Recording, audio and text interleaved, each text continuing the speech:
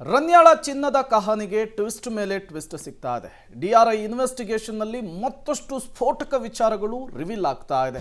ಇವರು ಹೇಗೆ ಪ್ಲಾನ್ ಮಾಡ್ಕೊಳ್ತಾ ಇದ್ರು, ಅದರ ಎಕ್ಸಿಕ್ಯೂಟ್ ಹೇಗಾಗ್ತಾ ಇದ್ರು, ಎಲ್ಲದರ pin to pin detail. Sandalwood ನಟಿ ರನ್ಯಾ ಗೋಲ್ಡ್ ಸ್ಮಗ್ಲಿಂಗ್ ಕೇಸ್ಗೆ ಸಂಬಂಧಪಟ್ಟಂತೆ ಗೋಲ್ಡ್ ಸ್ಮಗ್ಲಿಂಗ್ ಕೇಸ್ನ ಮತ್ತಷ್ಟು ಸ್ಫೋಟಕ ಮಾಹಿತಿ ಪಬ್ಲಿಕ್ ಟಿವಿಗೆ ಲಭ್ಯವಾಗಿದೆ. ದುಬೈನಿಂದ ಬೆಂಗಳೂರು ಏರ್ಪೋರ್ಟ್ ಸರ್ವಿಸ್ ರಸ್ತೆಯಲ್ಲಿ ಡೆಲಿವರಿ ಕೊಡ್ತಾ ಇದ್ಲಂತೆ. ದುಬೈ ಕಸ್ಟಮ್ಸ್ ಅಧಿಕಾರಿಗಳನ್ನ ಯಾಮಾರಿಸಿ ಚಿನ್ನವನ್ನ ತರ್ತಾ ಇದ್ಲ ನಟಿ. ಪಬ್ಲಿಕ್ ಟಿವಿಯಲ್ಲಿ ರನ್ಯಾಗೆ ಸಂಬಂಧಪಟ್ಟಂತಹ ಮತ್ತೊಂದು ಸೂಪರ್ ಎಕ್ಸ್ಕ್ಲೂಸಿವ್ ಸುದ್ದಿ.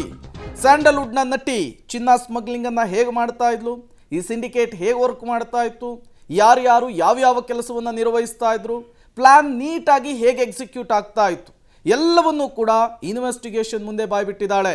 ನೀವು ಕೂಡ ಡೀಟೇಲ್ಸ್ ಗಮನಿಸ್ತಾ ಇದ್ದೀರಿ. ಏರ್ಪೋರ್ಟ್ ಸಿಗ್ನಲ್ ಅನ್ನ ದಾಟಿ ಆಟೋಕ್ಕೆ ಆಕೆ ಚಿನ್ನವನ್ನ ಸ್ಮಗ್ಲಿಂಗ್ ಮಾಡ್ತಾ ಇದ್ಲು. ಆಟೋದಲ್ಲಿದ್ದಂತಹ ವ್ಯಕ್ತಿಗೆ ಆ ಚಿನ್ನವನ್ನು ಕೊಡ್ತಾ ಇದ್ಲು.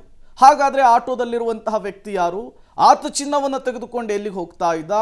ಈಗ ಈ ಇನ್ಫಾರ್ಮೇಷನ್ನ ಜಾಡನ್ನ ಡಿಆರ್ಐ ಟೀಮ್ ನಡೆಸ್ತಾ ಇದೆ. ಅಲ್ಲಿಗೆ ಒಂದಂತೂ ಸ್ಪಷ್ಟವಾಗ್ತಾ ಇದೆ, ರನ್ಯಾಳ ಆಟೋ ರಹಸ್ಯ ಕೂಡ ತನಿಖೆಯಲ್ಲಿ ರಿವೀಲ್ ಆಗಿರುವಂಥದ್ದು. ದುಬೈನಿಂದ ನಟಿ ರನ್ಯಾ ಬೆಂಗಳೂರಿಗೆ ಬರ್ತಾ ಇದ್ಲು. ಸುಮ್ಮನೆ ಬರ್ತಾ ಇರಲಿಲ್ಲ, ಬರುವಂತಹ ಸಂದರ್ಭದಲ್ಲಿ ಕೆಜಿ ಚಿನ್ನವನ್ನು ಹೊತ್ತು ತರ್ತಾ ಇದ್ಲು. ಸರ್ವಿಸ್ ರಸ್ತೆಯಲ್ಲಿ ಡೆಲಿವರಿ ಕೊಡೋದು ಇದೇ ಮೊದಲಲ್ಲ ಅನ್ನೋದು ಗೊತ್ತಾಗ್ತಾ ಇದೆ. ದುಬೈಗೆ ಹೋಗ್ತಿದ್ಲು, ಬೆಂಗಳೂರಿಗೆ ಬರ್ತಿದ್ಲು, ಚಿನ್ನ ತರ್ತಿದ್ಲು, ಪ್ರತಿ ಬಾರಿಯೂ ಕೂಡ ಆಟೋಗೆ ಕೊಡ್ತಾ ಇದ್ಲು. ರನ್ಯಾ ಹೇಳಿಕೆಯ ಪ್ರಕಾರ ಈ ಹಿಂದೆಯೂ ಕೂಡ ಚಿನ್ನವನ್ನು ತಂದಿದ್ದಾಳಂತೆ. ಅದು ಕ್ವಿಂಟಲ್ ಗಟ್ಟಲೆ ಅನ್ನುವಂತಹ ಮಾಹಿತಿ ಇಲ್ಲಿವರೆಗೂ. 3 ಬಾರಿ ದುಬೈನಿಂದ ಬೆಂಗಳೂರಿಗೆ ಚಿನ್ನವನ್ನು ತಂದಿದ್ದಾಳೆ ರನ್ಯಾ ಅನ್ನೋದು ಗೊತ್ತಾಗ್ತಾ ಇದೆ. ಪ್ರತಿ ಸಾರಿ ಬರುವಾಗಲೂ ಕೂಡ ಕೆಜಿ ಚಿನ್ನವನ್ನೇಕೆ ಹೊತ್ತು ತರ್ತಾ ಇದ್ಲು. ದುಬೈ ಕಸ್ಟಮ್ಸ್ ಅಧಿಕಾರಿಗಳನ್ನ ಯಾಮಾರಿಸಿ ಚಿನ್ನವನ್ನ ಸಾಗಾಟ ಮಾಡ್ತಾ ಇದ್ಲು. ಅಲ್ಲಿಗೆ ಒಂದಂತೂ ಸ್ಪಷ್ಟವಾಗ್ತಾ ಇದೆ, ಇವರ ಸಿಂಡಿಕೇಟ್, ಈಕೆಯ ನೆಟ್ವರ್ಕ್ ಹೇಗೆ ಕೆಲಸವನ್ನ ಮಾಡ್ತಾ ಇತ್ತು ಅಂಥೇಳಿ. ಚಿನ್ನಾಭರಣವನ್ನ ತಂದು ರನ್ಯಾ ರಾವ್ ಬೆಂಗಳೂರಿಗೆ ತಲುಪಿಸ್ತಾ ಇದ್ಲು. ಈಕೆ ಪೋಸ್ಟ್ ಮ್ಯಾನ್ ರೀತಿಯಲ್ಲಿ ಕೆಲಸ ಮಾಡ್ತಾ ಇದ್ಲು. ಅಲ್ಲಿಂದ ತಂದು ಇಲ್ಲಿ ಕೊಡುವಂತಹ ಕೆಲಸವನ್ನ ಮಾಡ್ತಾ ಇದ್ಲು. ಏರ್ಪೋರ್ಟ್ನ ಸಿಗ್ನಲ್ ಅನ್ನ ದಾಟಿ ಆಟೋ ರಿಕ್ಷಾಗೆ ಚಿನ್ನವನ್ನ ಸಾಗಾಟ ಮಾಡಿದ್ರೆ ಈಕೆಯ ಕಮಿಷನ್ ಹಣ ಬರ್ತಾ ಇತ್ತಂತೆ. ಯಾರೋ ಕೊಟ್ಟಂತಹ ಪ್ಲಾನಿನ ರೀತಿಯಲ್ಲಿ ಈಕೆ ಕೆಲಸವನ್ನು ನಿರ್ವಹಿಸ್ತಾ ಇದ್ಲಂತೆ. ಅಲ್ಲಿಗೆ ಒಂದಂತೂ ಸ್ಪಷ್ಟವಾಗ್ತಾ ಇದೆ, ಈ ಇಡೀ ಪ್ಲಾನ್ ಏನಿದೆ ಅದನ್ನು ಮೊದಲೇ ಇವರು ಕೂತು ಮಾಡ್ಕೊಳ್ತಾ ಇದ್ರು. ಇವರಿಗೆ ಸೂಚನೆ ಬರ್ತಾ ಇತ್ತು, ತದನಂತರ ಅದು ಎಕ್ಸಿಕ್ಯೂಟ್ ಕೂಡ ಆಗ್ತಾ ಇತ್ತು. ಮತ್ತಷ್ಟು ಡೀಟೇಲ್ಸನ್ನು ಕೊಡ್ತಾರೆ ಮುರಳಿ, ನೇರ ಸಂಪರ್ಕದಲ್ಲಿ ಜಾಯ್ನ್ ಆಗಿದ್ದಾರೆ.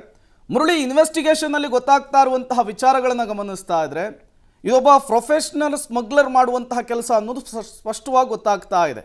ಹಾಗಾದರೆ ಈ ಚಿನ್ನವನ್ನು ಸಾಗಾಟ ಮಾಡುವ ಮೊದಲು ಇವರ ಪ್ಲಾನ್ ಹೇಗಿರ್ತಾ ಇತ್ತು, ಆ ಪ್ಲಾನನ್ನು ಯಾವ ರೀತಿ ಎಕ್ಸಿಕ್ಯೂಟ್ ಮಾಡ್ತಾ ಇದ್ರು, ಇದರಲ್ಲಿ ರನ್ಯಾ ಪಾತ್ರ ಏನು ಅಂತ ಹೇಳಿ? ಪ್ರೇಮ್, ಏನಂದರೆ ಈ ಪ್ರಕರಣಕ್ಕೆ ಸಂಬಂಧಪಟ್ಟಂತೆ ರನ್ಯಾ ರಾವಿನ ಹೇಳಿಕೆಗಳನ್ನು ದಾಖಲು ಮಾಡ್ಕೊಳ್ಳುವಂಥ ಸಂದರ್ಭದಲ್ಲಿ ಡಿಆರ್ಐ ಅಧಿಕಾರಿಗಳು ಸ್ಪಷ್ಟವಾಗಿ ಎಲ್ಲವನ್ನು ಕೂಡ ಉಲ್ಲೇಖವನ್ನು ಮಾಡುವಂಥ ಪ್ರಯತ್ನಗಳನ್ನು ಮಾಡಿರುವಂಥದ್ದು. ಯಾಕೆಂದರೆ ಆಕೆ ಹೇಳಿಕೆಯ ಹಿಂದೆ ಇರುವಂಥ ಅನುಮಾನಗಳು, ಆ ಅನುಮಾನಗಳನ್ನು ಖಾತರಿಪಡಿಸ್ಕೊಳ್ಳುವಂಥ ಕೆಲಸಗಳನ್ನು ಕೂಡ ಡಿಆರ್ಐ ಅಧಿಕಾರಿಗಳು ಮಾಡ್ತಾ ಹೋಗ್ತಾರೆ. ಯಾಕೆಂದರೆ ಡಿಆರ್ಐ ಅಧಿಕಾರಿಗಳಿಗೆ ಆಕೆ ಹೇಳಿರುವಂಥದ್ದು ಮಾರ್ಚ್ 1ನೇ ತಾರೀಕು ನನಗೆ ವಿದೇಶದಿಂದ ನಿರಂತರವಾಗಿ ಕರೆ ಬರ್ತಾ ಇತ್ತು. ಕರೆ ಬಂದ ಸಂದರ್ಭದಲ್ಲಿ ಸಾಕಷ್ಟು ಫೋನ್ಗಳನ್ನು ನಾನು ರಿಸೀವನ್ನು ಮಾಡಿರಲಿಲ್ಲ. ರಿಸೀವನ್ನು ಮಾಡದೇ ಇರೋ ಹಿನ್ನೆಲೆಯಲ್ಲಿ ಕೊನೆಗೆ ಫೋನ್ ರಿಸೀವ್ ಅನ್ನ ಮಾಡ್ತೀನಿ. ಮಾಡಾದ ನಂತರ ಮಾರ್ಚ್ 2ನೇ ತಾರೀಕು ದುಬೈಗೆ ಬರಬೇಕು, ದುಬೈಗೆ ಬಂದು ಅಲ್ಲಿ ಚಿನ್ನವನ್ನ ತೆಗೆದುಕೊಳ್ಬೇಕು, ರಿಸೀವ್ ಅನ್ನ ಮಾಡ್ಕೊಳ್ಬೇಕು. ಅದನ್ನ ಮಾರ್ಚ್ 3ನೇ ತಾರೀಕು ಬೆಂಗಳೂರಿಗೆ ತರಬೇಕಾಗತ್ತೆ. ಬೆಂಗಳೂರಿಗೆ ತಂದು ಏರ್ಪೋರ್ಟ್ನ ಟೋಲ್ ಲೈನ್ ಇದೆ, ಆ ಟೋಲ್ ಗೇಟ್ ಅನ್ನ ದಾಟಿದ ಬಳಿಕ ಸರ್ವಿಸ್ ರಸ್ತೆಗೆ ಹೋಗಬೇಕು. ಸರ್ವಿಸ್ ರಸ್ತೆಗೆ ಹೋಗಿ ಅಲ್ಲಿ ಒಂದು ಆಟೋ ರಿಕ್ಷಾ ನಿಂತಿರುತ್ತೆ. ಆಟೋ ರಿಕ್ಷಾಕ್ಕೆ ಆ ಡೆಲಿವರಿ ಕೊಡಬೇಕು. ಅಂದ್ರೆ 14 ಕೆಜಿ ಚಿನ್ನ ಏನಿತ್ತು, 14 ಕೆಜಿಯನ್ನು ಕೂಡ ಡೆಲಿವರಿ ಕೊಡಬೇಕು ಅಂತೇಳಿ ಆಕೆ ಹೇಳಿಕೆಯನ್ನ, ಅಂದ್ರೆ ಆಕೆ ಡಿಆರ್ಐ ಮುಂದೆ ಹೇಳಿಕೆಯನ್ನ ಕೊಟ್ಟಿರುವಂಥದ್ದು. ಅದರಲ್ಲಿ ಸ್ಪಷ್ಟವಾಗಿ ಗೊತ್ತಾಗ್ತಾ ಇದೆ, ಡಿಆರ್ಐ ಅಧಿಕಾರಿಗಳ ತನಿಖೆಯಲ್ಲಿ ಆಕೆಯ ಕಳ್ಳಾಟ, ಆಕೆಯ ಯಾವ ರೀತಿಯಲ್ಲಿ ಹೆಬ್ಯೂಚುವಲ್ ಆಗಿ ಸ್ಮಗ್ಲರ್ ಆಗಿ ಕೆಲಸವನ್ನು ಮಾಡ್ತಾ ಇದ್ಲು.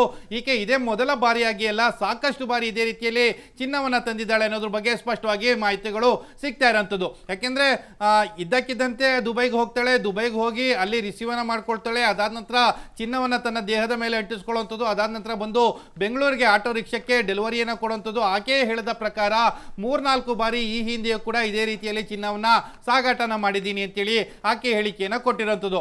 ಅದರಿಂದ ಗೊತ್ತಾಗ್ತಾ ಇರೋಂಥದ್ದು ಈಕೆ ಹೆಬ್ಯೂಚುವಲ್ ಆಗಿ ಇಂಟರ್ನ್ಯಾಷನಲ್ ಸ್ಮಗ್ಲರ್ ಆಗಿ ಟ್ರೈನ್ ಅಪ್ ಆಗಿರುವಂಥ ಒಬ್ಬಳು ಸ್ಮಗ್ಲರ್ ಅನ್ನೋದ್ರ ಬಗ್ಗೆ ಈಗ ಸ್ಪಷ್ಟವಾದ ಮಾಹಿತಿಗಳು ಸಿಗ್ತಾ ಇದ್ದಾವೆ. ಅದಕ್ಕೋಸ್ಕರ ಸಿಬಿಐ ಅಧಿಕಾರಿಗಳು ಇರ್ಬೋದು, ಅಂದ್ರೆ ಈಕೆ ಜೊತೆಯಲ್ಲಿ ಕೈ ಜೋಡಿಸಿದಂಥ ಕಸ್ಟಮ್ಸ್ ಅಧಿಕಾರಿಗಳು ಯಾರ್ಯಾರಿದ್ದಾರೆ ಅವರ ವಿರುದ್ಧ ಕೂಡ ಕ್ರಮವನ್ನು ತೆಗೆದುಕೊಳ್ಳೋದಕ್ಕೆ ಈಗ ಪ್ರತ್ಯೇಕವಾಗಿ ಎಫ್ಐಆರ್ ಅನ್ನು ಮಾಡಿಕೊಂಡು ತನಿಖೆಯನ್ನು ಮಾಡ್ತಾ ಇರುವಂಥದ್ದು. ಪ್ರೇಮ್, ಓಕೆ.